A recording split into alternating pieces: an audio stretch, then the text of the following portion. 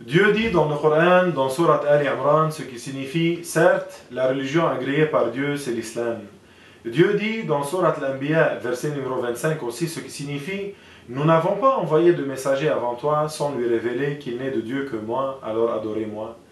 Aussi le prophète sallallahu alayhi wa sallam dit ce qui signifie, les prophètes sont des frères de par leur religion et leurs mères sont différentes.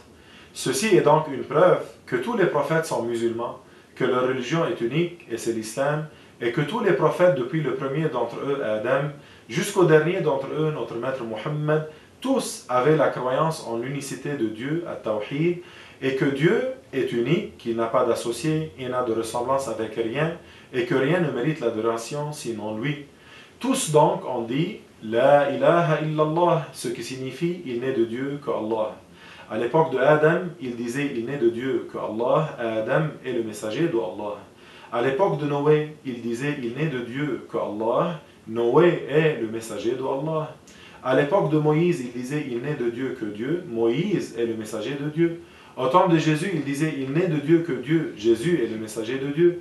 Et dans ce temps-ci, le temps de Muhammad, l'époque de Muhammad, on dit il n'est de Dieu que Dieu, Muhammad est le messager de Dieu.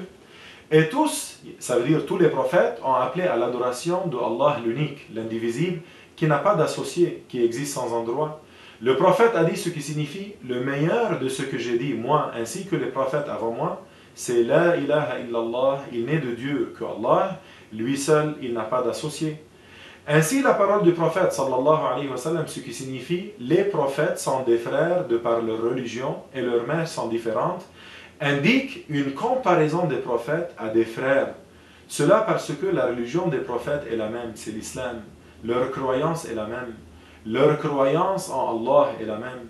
En les anges, au paradis et à l'enfer, à la résurrection, à l'exposition des actes et à ce qui est du même ordre.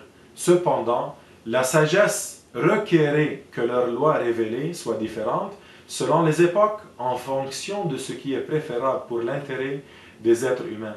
Voilà la vérité. Walhamdulillahi Rabbil Alamin.